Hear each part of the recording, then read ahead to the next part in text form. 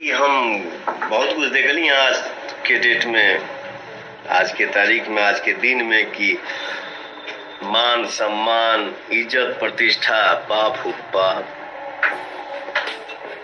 चलो हम दूसरे दिन बात कर। मैं बड़ा अभाग्यशाली इंसान हूँ कि मैं अपने बाप का सपना पूरा नहीं कर पाया।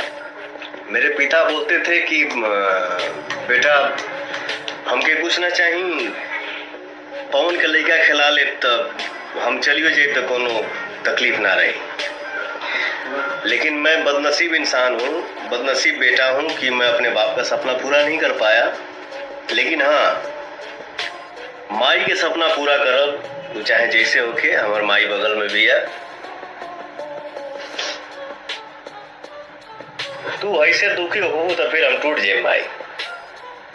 मेरी माँ हंसेगी तो फिर कुछ भी आएगा। तू ऐसे कमजोर हो तो फिर हम तो ऐसा ही टूट जाए। हमार माई हंस दी तो फिर दुनिया का कोई भी किला तुम्हारा बेटा तोड़ देगा। और बाकी हम ज्यादा बोली लाना, इंसान के लिए इशारा काफी है।